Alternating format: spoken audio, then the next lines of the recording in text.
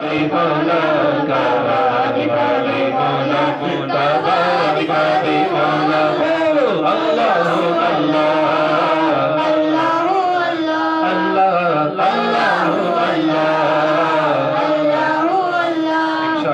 صابر بھائی بہت مدینہ شریف جانے والے ہیں، کعبے کی زیارت کریں گے انشاءاللہ۔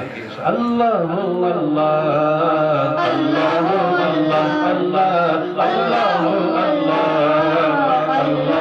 اللہ، یاد حرم میں آنسو بہنے کو رو رہے ہیں، اللہ میرے اللہ میرے اللہ میرے اللہ میرے، یاد حرم میں آنسو بہنے کو رو رہے ہیں، ایک آگ سی لگی ہے، ایک آگ سی لگی ہے، کعبہ دکھا دے مولا، کعبہ دکھا دے مولا، کعبہ دکھا دے مولا، کعبہ دکھا دے مولا، کعبہ دکھا دے مولا، اللہ اللہ اللہ اللہ اللہ اللہ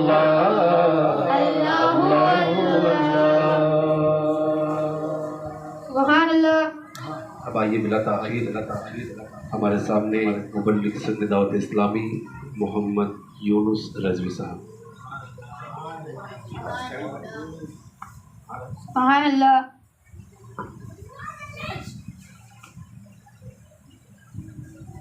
نعرہ تکبیر، اللہ اکبر، نعرہ رسالت، یا رسول اللہ، مسلک اعلیٰ حضرت، زندہ باد، سنی دعوت اسلامی، زندہ باد، علماء اہل سنت، زندہ باد، نعرہ تکبیر، اللہ اکبر، نعرہ رسالت۔ یا رسول اللہ۔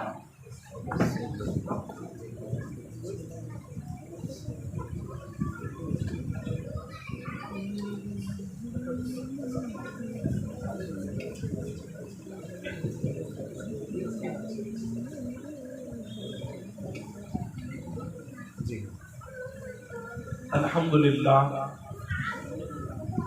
الحمدللہ رب العالمین،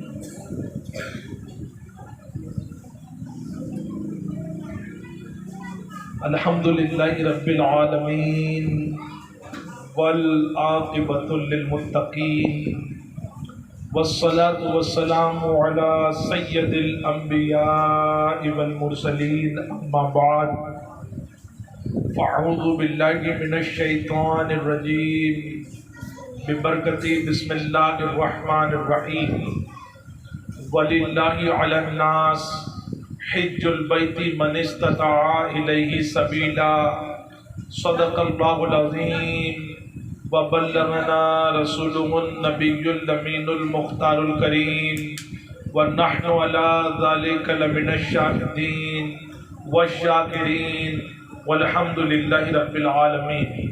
حاضرین بس، محترم بزرگوں، نوجوان دوستوں، عزیز بچوں، دور دراز رہ کر سننے والی عزت مآب پردہ نشین قوم کی مقدس ماؤں، بہنوں اور پیاری بچیوں، یوٹیوب چینل کے ذریعے دیکھنے والے ناظرین اور سامعین حضرات، السلام علیکم ورحمۃ اللہ وبرکاتہ۔ الصلاۃ والسلام علیک یا رسول اللہ، الصلاۃ والسلام علیک یا حبیب اللہ، الصلاۃ والسلام علیک یا نبی اللہ، الصلاۃ والسلام علیک یا نور اللہ، وعلی آلک واصحابک یا نور اللہ، صلی اللہ تعالی علیہ وسلم۔ تھوڑا نوجوان بچے آگے آ جائیں تاکہ بڑے بزرگوں کو بھی بیٹھنے کا موقع ملے، اور اگر کسی کے پیٹھ میں تکلیف نہ ہو تو وہ ضرور آگے آئے کہ ٹیکا لے کر بیٹھنے کا ہم موقع جو ہے اپنی قوم کے بڑے بزرگوں کو عطا کریں، اور اگر کوئی شرعی مجر ہے تو آپ پیچھے بھی بیٹھے ہیں تو کوئی مسئلہ نہیں ہے، ورنہ ایسا نہ ہو کہ یار مجھے اب بیٹھا ہوں تو اس میں بھی ان کو پرابلم ہے۔ تو ایسی بات نہیں ہے، بس بعد میں آنے والوں کو دقت نہ ہو۔ آپ نے مجھ سے پیشتر سنی دعوت اسلامی کے مالونی ملاڑ ویسٹ کے نگران جناب عبد الماجد رضوی صاحب سے بہت ہی بہترین انداز میں دعائیہ اشعار اور اللہ کی حمد کو سماعت کیا، جس میں کعبہ شریف کی عظمت تھی اور کعبے کو دیکھنے کی دعا بھی تھی۔ سب سے پہلے میں آپ کو سنی دعوت اسلامی کی جانب سے اور شاہ مالونی ایسٹ کی جانب سے ماہ ذی الحج کی مبارکباد دیتا ہوں، اور آپ پر ہم دعا کریں کہ اللہ کریم اس مبارک مہینے کی ہم کو تمام برکتیں عطا کرے، اور اس مہینے کا بالخصوص ہم کو اللہ احترام کرنے کی، اللہ ہمیں اس مہینے کے احترام کرنے کی توفیق عطا کرے۔ ابھی ممبئی میں چاند کا اعلان نہیں ہوا، ورنہ آپ کہیں گے کہ اعلان نہیں ہوا اور مبارکباد دے رہے ہیں۔ دیکھیے حیدرآباد میں، سورت میں، مالیگاؤں میں، قرب و جوار میں اعلان ہو گیا ہے، وہاں پر عام رویت ہوئی۔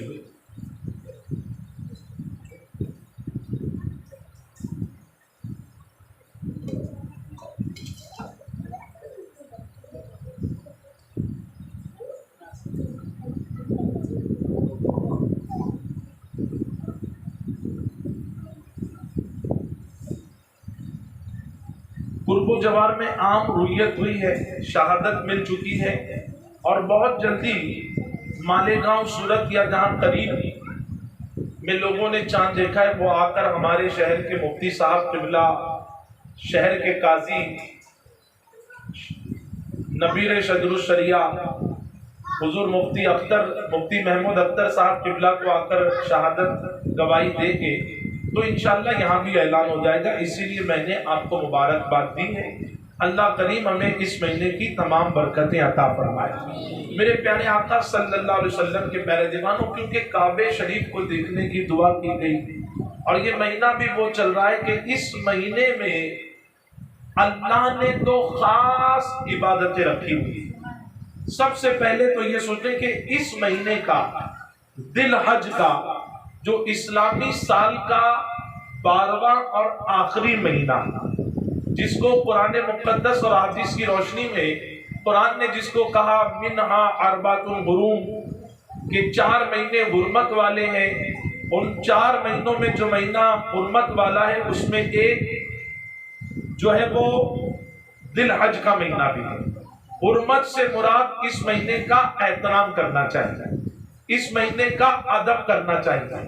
فرمایا گیا کہ دور جہالیت میں بھی لوگ اس مہینے کا ادب کرتے اور احترام کرتے، اور دنیا نے دیکھا جس نے بھی اس مہینے کا ادب کیا اور احترام کیا ہے، اللہ نے احترام کرنے والوں کو انعام عطا فرمایا، انعام اور اکرام کی بارش ان پر نازل فرمائی۔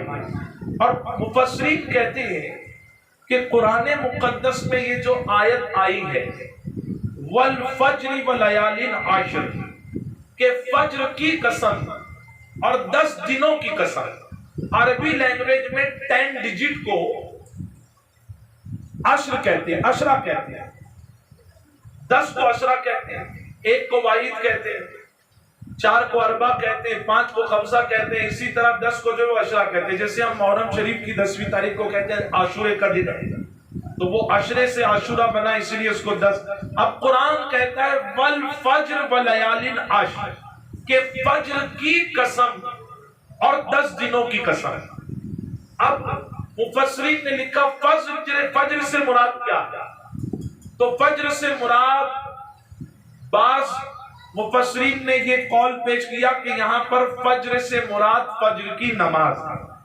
اب آپ سوچیں کہ جس نماز کی اللہ قسم بیان فرمائے، کیا وہ نماز کوئی معمولی نماز ہوگی؟ حالانکہ ہر نماز کی اہمیت ہے، لیکن فجر کی نماز کی اتنی اہمیت کہ خود ہمارے نبی پاک صلی اللہ تعالیٰ علیہ وسلم نے فرمایا کہ دنیا اور آخرت میں سب سے بہتر فجر کی 2 رکعت سنت ہے، 2 رکعت نماز۔ اب آپ اندازہ لگائیں دنیا میں بھی اور آخرت میں بھی سب سے بہتر فجر کی 2 رکعت نماز ہے. اور ایک روایت ملتی ہے کہ نبی پاک نے فرمایا اگر تم پر دشمن کے گھوڑے بھی آ جائیں اٹیک کرنے کے لیے تو بھی تم فجر کی 2 رکعت سنت کو مت چھوڑنا. اتنی تاکید فرمائی. اور آج آپ اور ہم اپنی کمیونٹی، اپنی مسجد، اپنے محلے کا حال دیکھیں تو سب سے زیادہ اگر لوگ کوئی نماز نہیں پڑھتے ہیں تو معاذ اللہ وہ فجر ہی کی نماز ہے. غلط تو نہیں ہے بتائیے؟ نماز نہیں پڑھ رہے اور سنڈل نکال رہے ہیں، اللہ راضی ہوگا؟ اللہ نے سنڈل کی، چادر کی، عرس کی قسم نہیں یاد کی، اللہ نے فجر کی قسم یاد کی. اور ایک مقام پر ہمارے نبی نے دعا کی، اے اللہ اس گھر کو ہرا بھرا رکھ جس گھر میں رہنے والے خود فجر کے لیے اٹھ کر اپنے اہل و عیال، اپنی فیملی کو بھی فجر کے لیے اٹھاتے ہیں. یہ کام ہم کو شروع کرنا ہے، کہیں انشاءاللہ. ہم کھچڑا کھانا جانا ہو، شورما کھانا جانا ہو، کچھ اور چائنیز کھانے جانا ہو، ڈھابے پہ جانا ہو تو اپنے دوست کو پوچھتے کہاں یار کب آئے گا؟ آج چل جا کر آتے ہیں. کبھی ہم نے اپنے دوست کو فجر کی نماز کے لیے بلایا ہے؟ ہم اپنی بیوی کو گھومنے جانا ہے، شادی میں جانا ہے تو اٹھاتے، لیکن کبھی اپنی بیوی بچوں کو فجر کے لیے اٹھایا ہے؟ اسکول میں لیٹ نہ ہو جائے اس لیے بچوں کو وقت پر اٹھاتے، لیکن فجر کی نماز کے لیے نہیں اٹھاتے. اے مسلمانوں، فجر کی اللہ نے قسم بیان فرمائی، اسی لیے ہمیں چاہیے کہ یہ نماز بہت اہمیت والی ہے، ہمیں اس نماز کی پابندی کی کوشش کرنی چاہیے، کہے انشاءاللہ. اور فجر کے بعد، اور دیکھو اللہ نے صرف قسم ہی نہیں بیان فرمائی بلکہ اللہ نے تو یہاں تک بھی فرمایا، اللہ کے اگر کتاب کو دیکھیں تو آپ کو جان کر حیرت ہوگی کہ فجر صرف قرآن شریف میں نماز تو 5 وقت کی ہے، اور نماز پڑھنے کے لیے کہا گیا وَأَقِیمُوا الصَّلَاةَ، نماز قائم کرو. اور پھر کون کون سی نماز ہے یہ کلیئر وضاحت کے ساتھ نہیں بتایا گیا، بلکہ کہا گیا إِنَّ الصَّلَاةَ كَانَتْ عَلَى الْمُؤْمِنِينَ كِتَابًا مَوْقُوتًا، کہ بے شک نماز مومنوں پر وقت پر باندھا ہوا فرض ہے. 5 وقت کی نماز ہے، فجر ہے، ظہر ہے، عصر ہے، مغرب ہے، عشاء ہے. لیکن آپ قرآن میں وضاحت کے ساتھ ظہر دیکھیں گے نہیں ملے گی، عشاء دیکھیں گے نہیں ملے گی، مغرب دیکھیں گے نہیں ملے گا، اشارے مل جائیں گے جس سے اسکالرز ہم کو بتائیں یہاں اس سے مراد فجر ہے، عشاء ہے، مغرب ہے، ظہر ہے، عصر ہے. لیکن 2 نمازیں ایسی ہیں کہ اللہ نے وضاحت کے ساتھ کلیئر کٹ ان نمازوں کا نام لیا، اور نام ہی نہیں لیا بلکہ ان نمازوں کے نام سے اللہ نے پورا سورہ نازل فرمایا.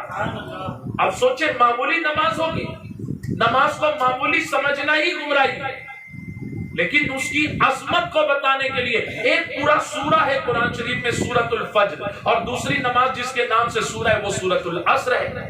اور دیکھیے مفسرین نے لکھا یہ جو آیت ہے نا، حافظوا علی الصلوات والصلاۃ الوسطی وقوموا للہ قانتین، حفاظت کرو نماز کی.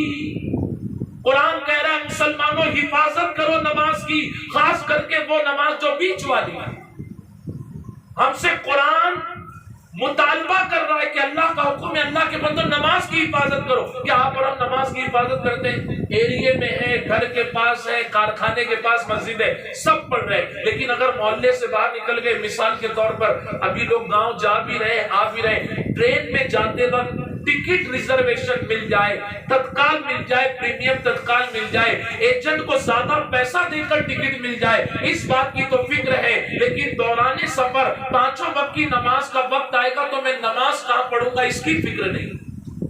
اور جانتے جب سے میری قوم نے، اب دیکھو جو سفید داڑھی والے وہ تو پھر اب اللہ اللہ ہی کریں گے، مسجد ہی ہے، لیکن میری قوم کے جوانوں کا حال کیا ہے کہ مسجد کے پاس رہ کر بھی ان کو مسجد میں آنے کی توفیق نہیں، نماز کی حفاظت کی کسی کو فکر نہیں ہے. حضرت عبداللہ ابن مسعود رضی اللہ تعالی عنہما ہے، آخری وقت ہے، آنکھوں کی روشنی جا چکی ہے. میں اپنے بچوں سے کہوں گا اپنے دل کے نیا خانے میں اس بات کو بٹھائیں، اور آج سے اپنی اس مبارک مہینے میں جو شروع ہو چکا یا ہونے والا ہے، اپنی جان سے زیادہ نمازوں سے محبت کریں، اپنی جان کی حفاظت سے زیادہ نمازوں کی حفاظت کی فکر کریں. ہمارے بزرگوں کا عقیدہ اور فکر کیا تھی؟ آخری وقت میں جب ایجنٹ ہوئے، ضعیفی کا عالم، تو آنکھوں کی بینائی کم ہو گئی، روشنی کم ہو گئی. پہلے کے دور میں چشمہ اشمہ تو تھا نہیں، سرجری تھی نہیں. اب آنکھوں کی روشنی کے علاج کے لیے جب آپ حکیم طبیب کے پاس گئے تو طبیب نے کہا میں علاج تو کر دوں گا، لیکن یہ جو آپ رکوع کرتے ہیں، سجدہ کرتے ہیں، نماز پڑھتے ہیں، پھر آپ کو چہرہ دھونا پڑے گا، پھر کبھی غسل کرنا پڑے گا، تو کچھ دنوں کے لیے آپ کو نماز چھوڑنی پڑے گی، میں آپ کا علاج کر دوں گا. دیکھو کس کی آنکھ کی روشنی چلے جائے گا. آپ کو میں ایک دن کہوں کہ آنکھ بند کر کے آپ پورا دن گزارو، یا آپ مجھے کہ میں اور آپ گزار سکتے؟ بتائیے. سورج نکلنے کے بعد بھی زندگی میں اندھیرا ہوا، لیکن عبداللہ ابن مسعود رضی اللہ تعالیٰ عنہما کی عظمت پر قربان جائیں، اللہ آپ کی تربت پاک پر کروڑوں رحمتوں کا نزول فرمائے. آپ نے لوگوں کو ذہن دیا کہ دیکھو نبی کے غلاموں کا نماز کے تعلق سے عقیدہ کیا ہے. کہتے ہیں کہ پھر مجھے آنکھوں کا علاج نہیں کرانا. طبیب نے کہا بھی روشنی کم ہے، علاج نہیں کراؤ گے روشنی پوری چلے جائے گی. آپ نے کہا روشنی جاتی ہے چلے جائے، پوری زندگی نابینا بن کر رہنا تو گوارا ہے، لیکن نمازوں کو چھوڑنا مجھے گوارا نہیں. طبیب نے کہا بس کچھ دن کی بات ہے، اس کے بعد آپ چاہے وہ نماز کو قضا کر لینا. آپ نے کہا ہے طبیب کیا تم نے میرے نبی کا فرمان نہیں سنا؟ جو نمازوں کو جان بوجھ کر چھوڑ دیتا ہے وہ اللہ اس کے رسول کے ذمہ کرم سے باہر نکل جاتا ہے. اور میں اپنے اللہ اور اس کے رسول کے ذمہ کرم سے باہر نہیں نکلنا چاہتا. آج کوئی ہے ہمارا ذمہ لینے والا؟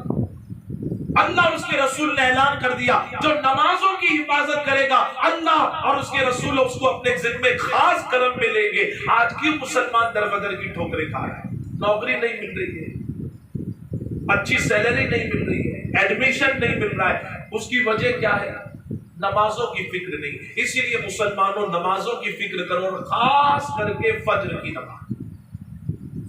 بڑی بڑی آبادی والی مسجد میں فجر کی نماز میں چلے جائے تو جس مسجد میں جمعہ میں حرم بھر گیا، صحن بھر گیا، پہلا محلہ، دوسرا محلہ، گلیاں پل ہو گئی، روڈ بلاک ہو گئے، اللہ اکبر. اس مسجد کا حال فجر کی نماز میں دیکھے تو جو 4 وقت کے پابند ہے نا وہ بھی 5ویں میں نہیں آتے، کچھ گھر پہ پڑھ لیتے.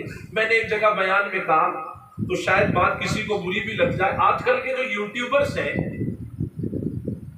یوٹیوبرز اجتماع میں بھی آتے تو سب سے پہلے آتے ہیں موبائل اسٹینڈ لگا کر بیٹھے ہیں.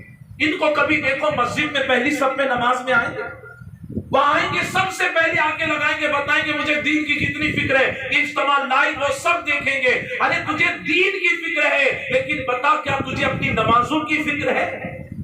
جو نمازوں کی فکر نہیں کرتا وہ اللہ اس کے رسول کے ذمہ کرم سے نکل گیا. اور مردوں کے ساتھ عورتوں کا بھی یہی حال ہے. شادیوں میں جانا ہے، کسی کو فکر ہے میں شادی میں جاؤں گی تو میری نماز کا کیا؟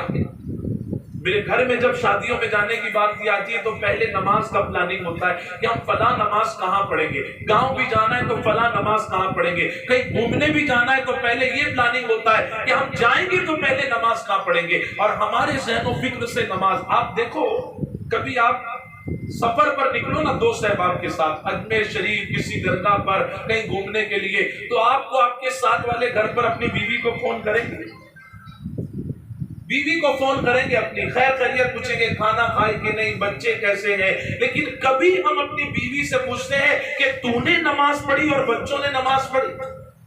کیا ہمارے اندر گھر میں یہ ماحول ہے کہ ہم گھر سے باہر ہیں تو ہماری بیوی فون کرے کیا تمہاری فجر ہو گئی، یا ہم اپنے گھر پر فون کر کے پوچھے کہ تمہاری اور بچوں کی فجر ہوئی؟ ہم کو نماز کی فکر نہیں ہے. سنی دعوت اسلامی کا یہ اجتماع گھر میں گردی دکھانے کے لیے نہیں رکھا جاتا بلکہ ذمہ داری اور اپنا احساس دلانے کے لیے رکھا جاتا ہے. اسی لیے مسلمانوں نمازوں کی پابندی کرو، کہو انشاءاللہ. دیکھو ظہر میں تو سب نمازی، عصر مغرب میں عشاء میں سب نمازی. فرمایا گیا 2 نمازیں منافق کے اوپر تکلیف والی. کس پر تکلیف والی؟ گرا گزرنے والی. منافق کس کو کہتے ہیں؟ اوپر سے کچھ اندر سے کچھ، جس کو آ جاؤ پر ہم بہروپیہ کہتے ہیں.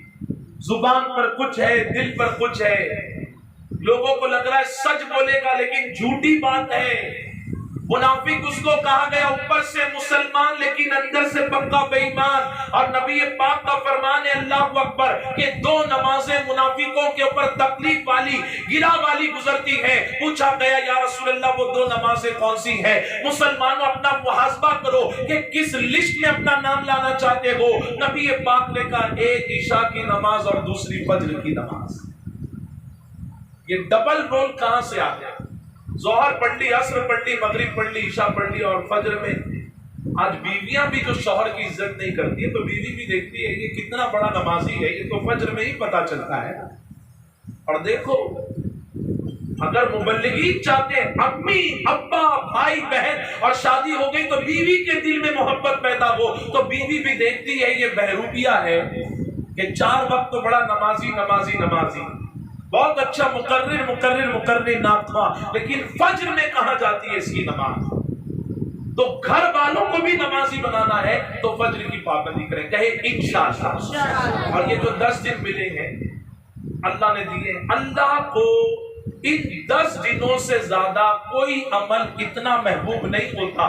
दूसरे दिन में नेकी करो अल्लाह पसंद फरमाता है, लेकिन सबसे ज्यादा अमल अल्लाह को किसी दिन महबूब है तो मुफस्सिरीन ने लिखा वो जिलहज्जा के शुरू के 10 दिनों में अल्लाह पसंद फरमाता है। तो इसमें नफल रोजे की भी कसरत करो, कहो इंशाअल्लाह। और ईद से एक दिन पहले का रोजा, अरफा का रोजा, इसका तो क्या कहना कि एक साल जो गुजर गया और एक साल जो आने वाला, ये रोजा रखो तो जो साल गया उसके भी गुनाह माफ, और जो आने वाला है अल्लाह एडवांस में उसके गुनाह को माफ फरमा देता है। तो इतनी फजीलत है। तो 90 का या 8वीं 90 का रोजा रखें। 2 रोजे अल्लाह को पसंद है, एक रख लोगे कबूल कर लेगा, लेकिन एक रखने से बेहतर है कि हम 2 रखें। तो ये मैंने मुख्तसर शॉर्ट फजीलत बताई कि जो है आप और हम इन 10 दिनों का एहतराम करें, इन 10 दिनों की कद्र करें। और फिर ये ऐसा महीना है जिलहज का कि इस महीने में अल्लाह ने 2 खास इबादतें रखी थी। कितनी खास इबादतें बोली? जिसमें से मैं आज एक का जिक्र करता हूँ शॉर्ट टाइम में, और अगर अल्लाह ने मुझे तौफीक दी तो नेक्स्ट वीक फकीर या मौलाना इम्तियाज साहब या जो अवेलेबल रहेंगे वो आपके सामने बयान फरमाएंगे। 2 इबादतें खास कौन सी है? एक है हज और दूसरी है कुर्बानी। क्या है बोलिए? एक है हज और दूसरी है कुर्बानी। आज जिक्र होगा हज का, शॉर्ट टाइम। हज क्या, इसको समझे। हज कहते हैं इसको, फरमाया गया मखसूस दिन, खास दिन। आप साल में किसी भी दिन हज नहीं कर सकते। एहराम बांध लो, तवाफ करो, मुकाम इब्राहिम को मुसल्ला बनाओ, जमजम पियो, सफा मरवा की सही करो, बालों को मुंडवाओ, अलग करो, उमरा का सवाब मिलेगा लेकिन हज का सवाब नहीं मिलेगा, क्योंकि हज के लिए खास दिन। और वो खास दिन कौन से है? इसी महीने की, यानी जिलहज की 8, 9, 10, 11 और 12। जिलहज की 8 तारीख से लेकर 12 तारीख तक ये 5 मखसूस दिन हज के हैं। मखसूस दिन में एहराम बांध कर और अरफा के मैदान में जाकर रुकने का नाम हज है। समझ में आ गया मेरे भाई? और इस्तिलाह में देखें तो फिर जो अरकान बताए गए वो सारे अरकान पर अमल करने का नाम हज है। अब हज क्या है इसको हम समझते हैं। सबसे पहले समझे कि इस्लाम की बुनियाद जो है वो 5 चीजों पर। कितनी चीजों पर है मेरे भाई? ये जो बच्चे मदरसे में पढ़ते हैं, मकतब में पढ़ते हैं, आपको जानकर खुशी होगी, आज मैंने हमारे सुन्नी दावत इस्लामी के कादरी और नूर जोन का जो है मैंने मदरसों का जायजा लिया। अल्हम्दुलिल्लाह हमारे मुबल्लिगीन की मेहनत, कोशिश और खास मेरे अल्लाह और मेरे रसूल पाक का करम है, उनकी नजर इनायत है अल्हम्दुलिल्लाह कि बच्चों ने, बहुत माँ बाप ने बच्चों का एडमिशन कराया। हमारे कादरी जोन के मदरसे में अल्हम्दुलिल्लाह 75 बच्चे जो है वो मकतब में आकर तालीम हासिल कर रहे हैं। कहे मोहब्बत से सुभान अल्लाह। अगर आप और कोशिश करेंगे तो इंशाअल्लाह अल्लाह ने चाहा तो सेंचुरी पूरी हो जाएगी, लेकिन उसके लिए कोशिश मुसलसल जरूरी है। अभी 1 साल नहीं हुआ है, सफर के महीने में मुझे अच्छी तरह याद है इसकी ओपनिंग हुई थी। तो हम फिर कोशिश करेंगे کہ کم سے کم 1 سال میں ہمارا ٹارگٹ 100 بچوں تک پہنچے. آپ اپنے جان پہچان والوں کو بتائیں. اب مکتب میں مدرسے میں ہم بھی پڑھتے ہیں, بچوں کو بھی پڑھاتے ہیں کہ بنی الاسلام علی 5. اسلام کی بنیاد 5 چیزوں پر ہے. کتنی چیزوں پر ہے میرے بھائی؟ اب بنیاد مطلب پلر. میں مثال دے رہا ہوں کہ اسلام کی جو چھت ہے نا, ہر چھت پلر پر ہوتی ہے کہ نہیں بتائیے. ابھی یہ گھر کی چھت جو ہے وہ 4 دیواری پر ہے, یہ 4 پلر, اور لوگوں کو اور چھت کو مضبوط کرنا ہے تو بیچ میں بھی پلر لگاتے ہیں سپورٹ کے لیے. اب اسلام کی جو چھت ہے وہ 5 پلر پر. اب ہم 5 پلر کو کمزور کریں اور زمین کو مضبوط کریں, چھپرے کو مضبوط کریں, بتائیے اسلام کو مضبوطی ملنے والی ہے؟ اب وہ 5 پلر کون کون سے؟ سب سے پہلا پلر ہے توحید و رسالت. کیا ہے بولیے؟ توحید میںس اللہ کو ایک ماننا, اس کی شان جیسی ہے اس پر ایمان رکھنا, اور حضور پاک صلی اللہ علیہ وسلم کو اللہ کا آخری رسول اور جیسا قرآن نے اللہ نے ماننے کا حکم فرمایا حضور پر ویسا ایمان لانا, اس کو کہتے ہیں توحید و رسالت. کیا کہتے ہیں بولیے؟ اب اس کو میں ڈیفائن کروں تو اس پر ہی بیان ہو جائے گا, لیکن شارٹ کرنا ہے, ٹائم پر ختم کرنا ہے. تو یہ پہلا پلر ہے. اور جیسے ہی ہم توحید و رسالت کو پڑھ کر قبول کر دل و جان سے مان کر ہم مسلمان بن جاتے ہیں, تو ہم کو کہا گیا سب سے پہلا پلر جو ہم کو کھڑا کرنا ہے وہ ہے نماز. کیا ہے بولیے؟ نماز. اور میں نے ایک شارٹ بتایا کہ نماز سے کیسی محبت ہونا چاہیے, پابندی ہونا چاہیے, چھوڑ پکڑ نہیں, خالی جمعہ کی نہیں, عید کی نہیں, شب قدر کی نہیں, ہر عاقل بالغ پر. عاقل کہتے ہیں عقل والے. عاقل کا مطلب کیا ہوتا ہے؟ اور بالغ ایڈلٹ بڑا, جو شریعت کی روشنی میں, شریعت کی روشنی میں جیسی عاقل بالغ ہوئے اس دن سے لے کر زندگی کی آخری سانس تک روزانہ ہم پر 5 وقت کی نماز کیا ہے بولیے؟ کتنے وقت کی نماز؟ خالی جمعہ کی؟ اچھا خالی ظہر اثر مغرب نا, کہ 5 وقت کی. کتنے وقت کی بولیے؟ ہاں. اب اپنی زندگی کو اسی حساب سے پری پلان کریں, سیٹ کریں, کہیں بھی رہیں کہیں بھی جائیں, نماز کا وقت ہوا تو وقت گزرنے سے, قضا کرنے سے پہلے ان نمازوں کو ادا کرنے کی کوشش کریں. کہے انشاءاللہ. دیکھیے ہم تو لاک ڈاؤن میں بھی یہاں وہاں جاتے تھے, اور ابھی بھی ہندوستان میں کہاں اللہ کے کرم سے جاتے ہیں. جب بھی جہاں بھی نماز پڑھے ہیں کسی نے حقیر نہیں سمجھا, اللہ نے عزت ہی دلوائی. یہ ہمارے صوفی اصغر علی صاحب, ہم لوگ کچھ سے ٹرین سے آتے ہیں سیاجی نگری, 23:55 یا 50:55 کو گاندھی دھام سے چھٹتی ہے, 5:30 بجے احمد آباد آتی ہے اور 20-25 منٹ رکتی. ہم لوگ پہلے سے ہی سیٹ رہتے ہیں کہ 20 منٹ رکے گی, آرام سے باہر نکل کر وضو کر کے اسٹیشن پر نماز پڑھے. ایک دن میں نماز پڑھ رہا تھا تو ایک غیر مسلم بھائی آئے اور انہوں نے کہا سر آپ نے نماز پڑھی؟ اچھا ہم لوگ ڈر بھی جاتے ہیں, پڑھوں کہ نہیں پڑھوں, کیا ہوگا. میرے بھائی ڈرنے کی کیا ضرورت, زمین اللہ کی ہے. ہاں زمین اللہ کی ہے, اس کا مطلب کہیں بھی کھڑے رہ کر مت پڑھو, پورا روڈ ووڈ بلاک ہو جائے, ایسی جگہ پڑھو آنے جانے والوں کو. کئی ایسے بھی نمازی ٹرین میں ایسی جگہ کھڑے ہوتے ہیں کہ جہاں بیچارے آنے والے جانے والے لائن لگ جاتی ہے.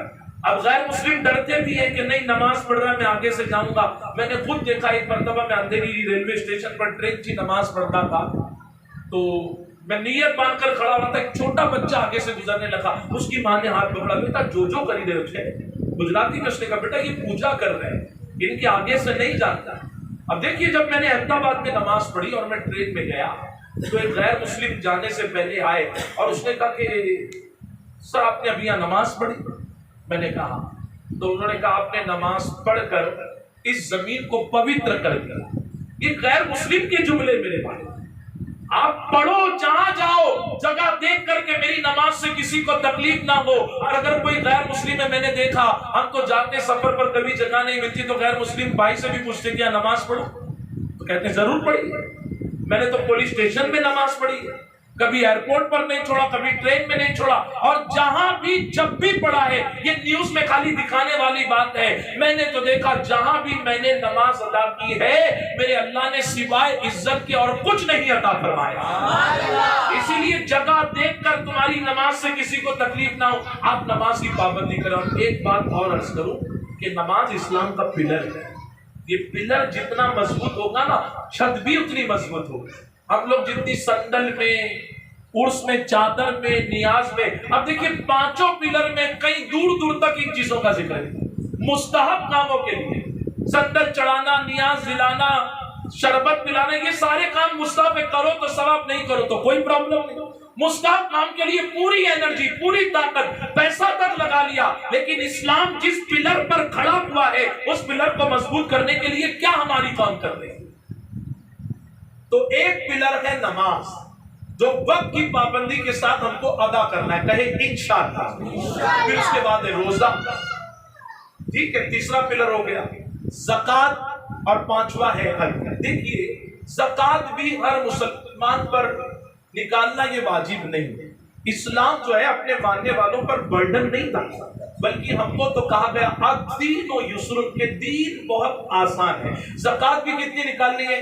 100 میں 2.5 روپے. کتنا نکالنا ہے بولیے؟ اب اگر کوئی یار یہ کیا زبردست ہے کہ ہر گورنمنٹ، ہر حکومت ٹیکس مانگ رہی ہے میرے بھائی 12.5%، 25%، کتنا، اور یہ جو 2.5% ہے یہ بھی نہیں کہا جا رہا امام صاحب کو دو، فلاں کو دو. بہت آسان ہے، اپنے قریبی رشتہ دار کو دو.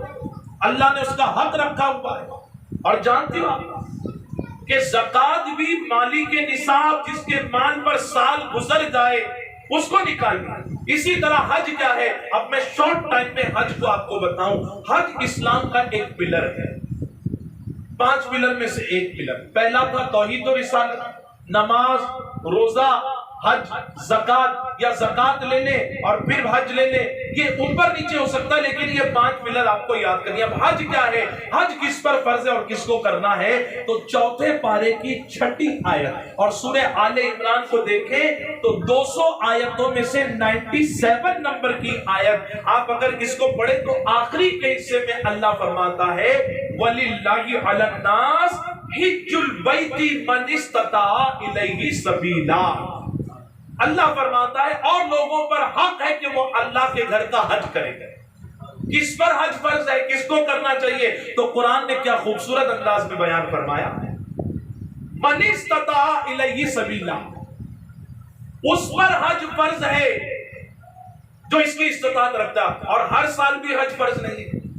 جب حج کے لیے حکم دیا گیا تو ایک صحابی نے حضور سے عرض کیا کہ حضور ہم پر ہر سال حج فرض ہے. تو حضور خاموش تھے. انہوں نے دوسری مرتبہ پوچھا، تیسری مرتبہ پوچھا. میرے نبی نے کہا ہاں کہہ دوں تو ہر سال ہو جائے گا لیکن تم مشقت میں پڑ جاؤ گے. اسی لیے ہر سال نہیں. جو اس کی استطاعت رکھتا ہے اللہ نے اس کو استطاعت والا بنایا ہے تو اس استطاعت والے پر پوری زندگی میں ایک مرتبہ حج کرنا اس پر فرض ہے. کیا ہے بولیے؟ اور بعد میں نفل. اور حضور نے فرمایا جیسی حج فرض ہو جائے فوراً کرو، کہیں پھر دوسرے معاملات تمہارے یہاں پیش نہ ہو جائے. آج میری قوم پر جس پر حج فرض ہے وہ بھی جانے کے لیے تیار نہیں. لوگ کیوں نہیں جاتے حج پر؟ اتنا اللہ نے دیا ہے کہ مالونی میں 5 روم کرائے سے چلتے، 1 روم بیچ کر بھی جا سکتا ہے. اتنا پیسہ ہے کہ جانا چاہے تو امام صاحب کو، کسی غریب نمازی کو، مؤذن کو، خادم کو، کسی غریب مبلغ کو، کسی غریب رشتہ دار کو ساتھ میں لے کر جا سکتا ہے. لیکن لوگ حج پر نہیں جاتے. کیوں؟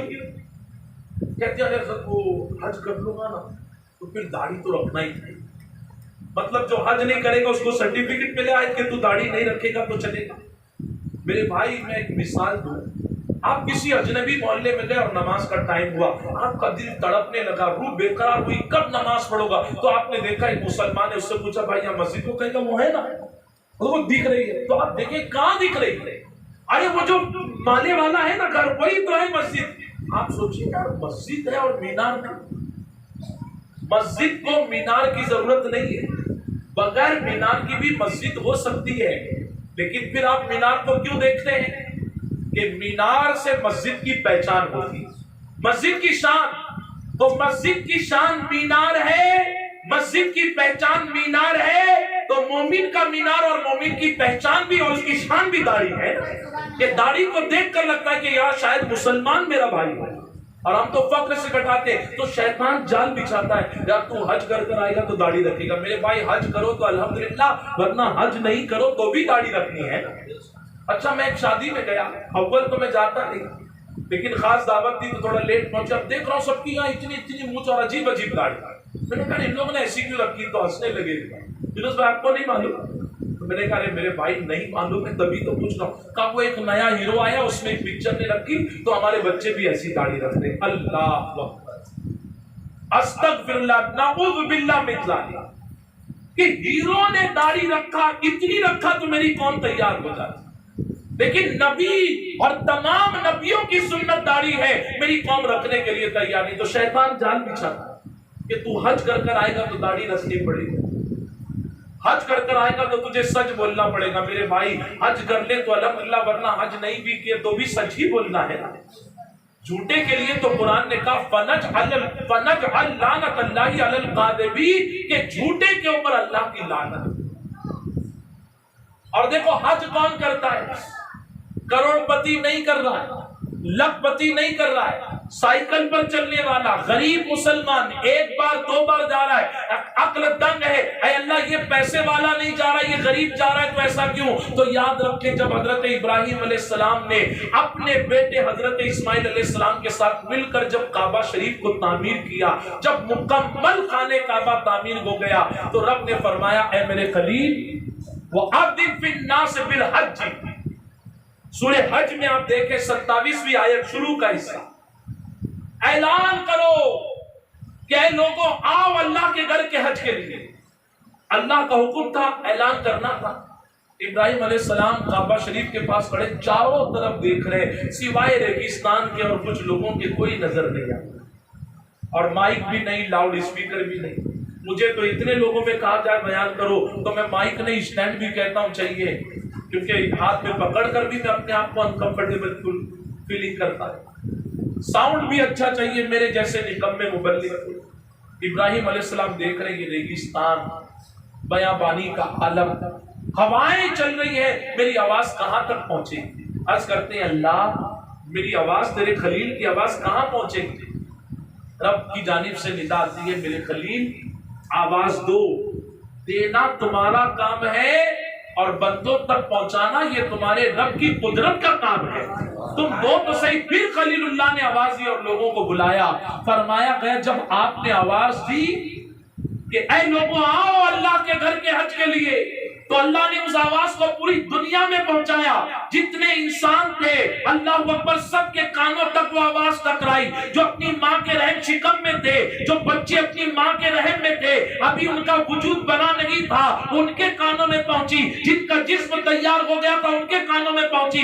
جو اپنے باپ کی ہڈیوں میں تھے ان کے کانوں میں پہنچی. اور جو روحیں عالم میں ارواح میں تھی ابھی دنیا میں نہیں آئی ان کے کانوں میں پہنچی. اور جس کے کانوں میں اللہ نے آواز کو پہنچایا ہے اور اس آواز کو سن کر جس نے جتنی بار لبیک کہا ہے, اللہ لبیک کہنے والے کو اتنی مرتبہ حج یا عمرہ کرنے کی ضرور سعادت عطا فرمائے گا. جس نے نہیں کہا پھر کروڑ پتی نہیں ارب پتی بن جائے, وہ جانے والا ہے. اور دیکھو جو نہیں جاتے وہ ڈرے. میں بات کو ختم کر رہا ہوں, 11 بجنے آ گئے. امام اعظم کے دور میں غالباً امام اعظم ہی ہے کہ جب کوئی پیسے والا ہوتا نا اور اس کی موت ہو جاتی تو آپ لوگوں سے پوچھتے کیا اس نے حج کیا تھا؟ لوگ کہتے حضرت اس کو اللہ نے بہت دیا, بہت مالدار تھا, لیکن ٹال مٹول بہانے بازی, اگلے سال جاؤں گا تب جاؤں گا تب جاؤں گا. حضور یہ بہانے بازی کرتا رہا اور پھر وقت آ گیا کہ یہ مر گیا لیکن حج پر نہیں جا سکا. آپ کہتے مجھے معاف کرو, میں اس کے جنازے کی نماز میں شامل نہیں ہوں. لوگوں نے کہا کیوں حضور کوئی فتویٰ؟ فتوے کی کیا ضرورت؟ تم نے حضور کے فرمان کو نہیں سنا کہ اللہ کے رسول صلی اللہ علیہ وسلم فرماتے ہیں جو حج کی استطاعت رکھتا ہے اور اللہ موقع دے رہا ہے, کوئی بیماری نہیں. دیکھو کرونا میں کروڑ پتی سب کہہ رہے تھے یار کیا اس سال ہوگا, کیا اس سال ہوگا, کیا جانا چاہتے تھے لیکن نہیں جا پائے. حضور نے کہا حج فرض ہوتے ہی کر لو, پھر پتہ نہیں تمہارے ساتھ کیا معاملات ہو جائے. اللہ اکبر. امام اعظم کہتے ہیں نبی نے فرمایا ہے جو حج کی استطاعت رکھتا ہے اور پھر بھی نہیں کرتا تو پھر حضور نے فرمایا پھر وہ یہودی ہو کر مرے یا عیسائی ہو کر مرے, اسلام کا اس سے کوئی لینا دینا نہیں. آج دیکھو لوگ مر رہے بغیر حج کی. اور ہمارے یہاں تو یہ سسٹم ہے کہ اپنی ابا کو بھی بھیجیں گے تو بڑھاپے میں، جب ابا ویل چیئر پر ہو یا اپنی ویل چیئر پر ہو یا ابا لاٹھی لے کر چل رہے ہو، ٹور والے کے بھروسے، حج ہاؤس میں کسی دوسرے کے بھروسے۔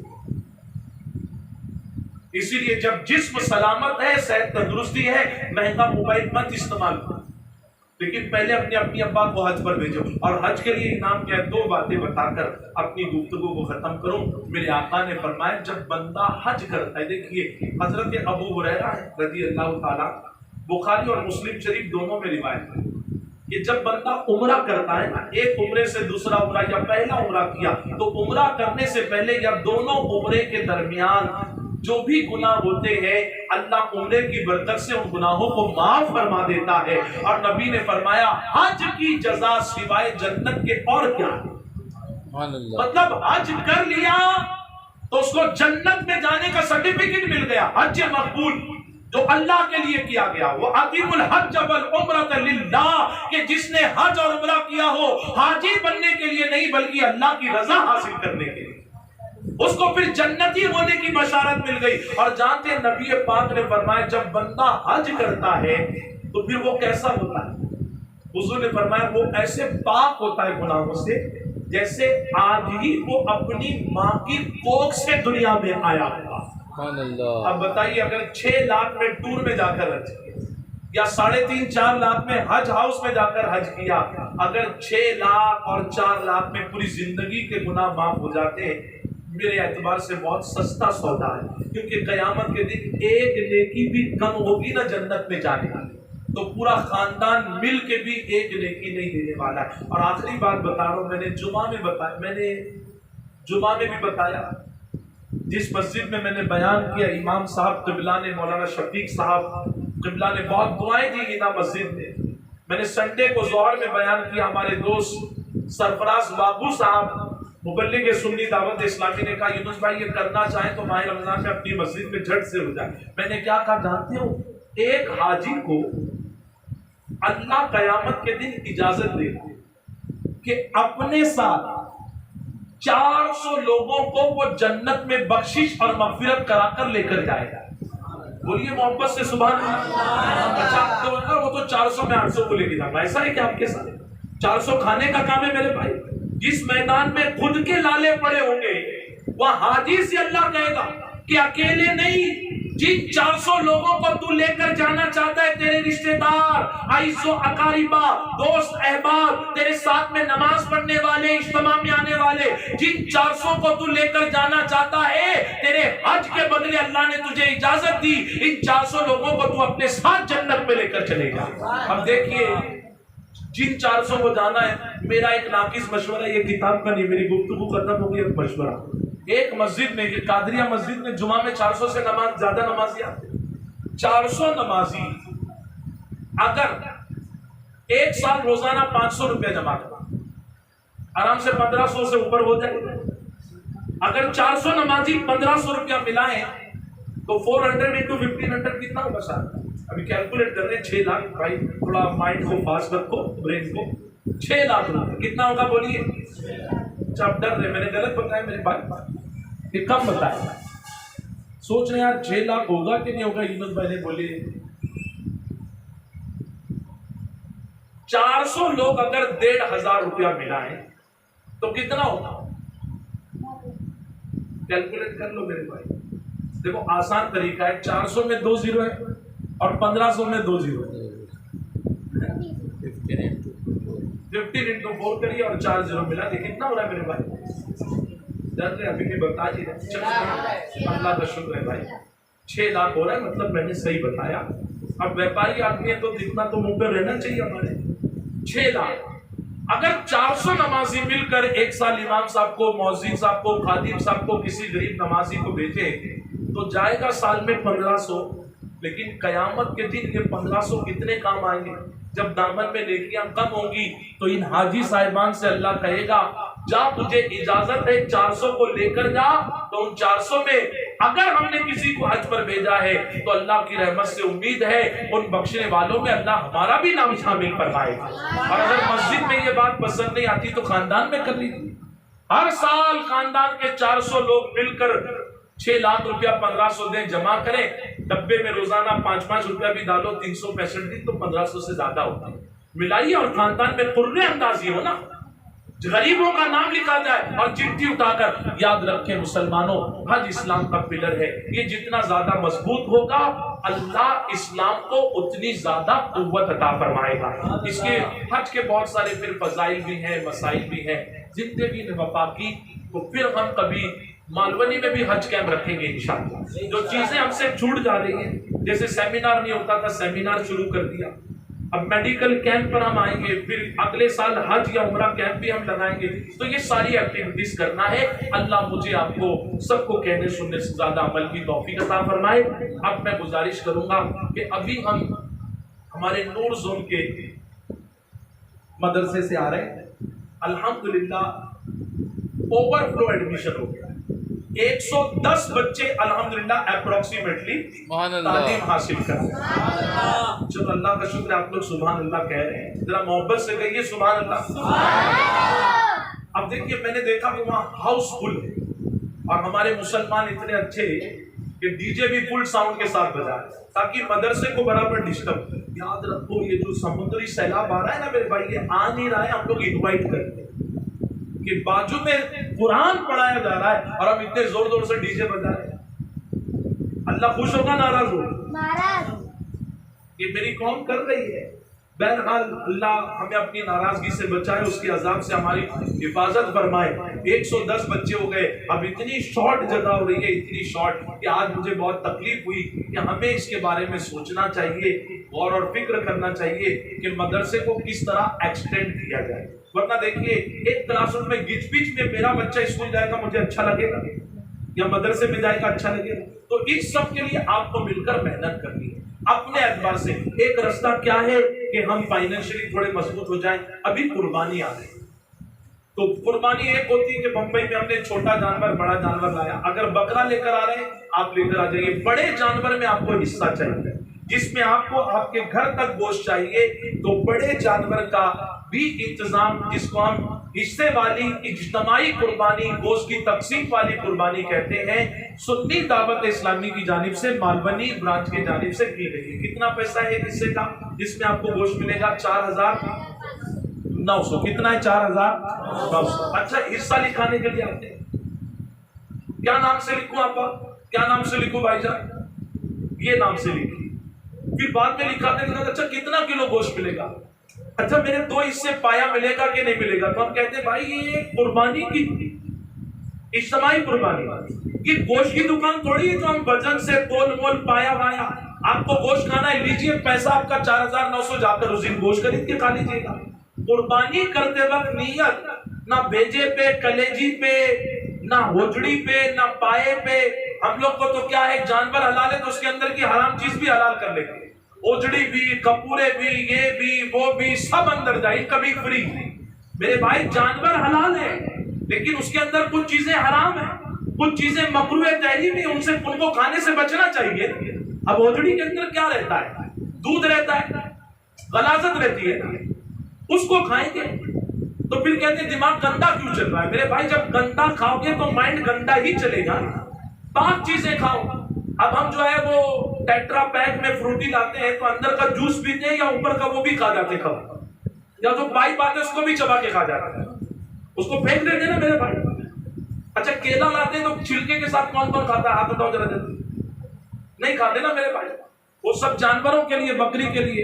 तो जो अपने खाने वाली चीजें वही खाएंगे, कहें इंशाअल्लाह। अगले हफ्ते वो लिस्ट बताई जाएगी, क्या हराम, क्या मकरूह और क्या जायज। जायज पूरी आपके लिए, गोश्त नहीं भी बांटोगे तो चलेगा। अब देखिए ये जो इज्तिमाई कुर्बानी होती है, इसमें क्योंकि 7 हिस्से होते हैं, अब एक की नियत अटकी हुई है गोश्त खाने में और दूसरे की है कुर्बानी में, तो आपकी वजह से वो 5 भी परेशान, 6 भी परेशान होंगे ना। और एक चीज याद रखें, हम लोग गुजरात के हैं तो हमारी अम्मी जो है वो बचपन से एक चीज कहती थी कि बेटा नीयत में खतरे तो झोली में खतरे। जोर से बोलिए, कुर्बानी करते वक्त नीयत क्या होना चाहिए? अल्लाह का कुर्ब, हबीबुल्लाह खलीलुल्लाह की सुन्नत, और ये जानवर कल पुल सिरात पर पार करने में मेरा सपोर्ट, मेरा कोऑपरेट, मेरा ताउन करेगा, اور نظر پائے پر، کلیجی پر، سری پر، زبان پر، بھیجے پر، ران پر نہیں ہونا چاہیے، نہ کھال پر ہونا چاہیے، بلکہ کھال پر جو بال ہے اس بال پر ہونا چاہیے، کیونکہ نبی پاک سے جب پوچھا گیا کہ قربانی میں ہمارے لیے کیا ہے تو میرے نبی نے کہا جس جانور کو تم ذبح کرتے ہو خون کا قطرہ گرنے سے پہلے اللہ تمہاری قربانی کو قبول کر لیتا ہے، اور اس کے جسم میں جتنے بال ہیں اللہ بالوں کے برابر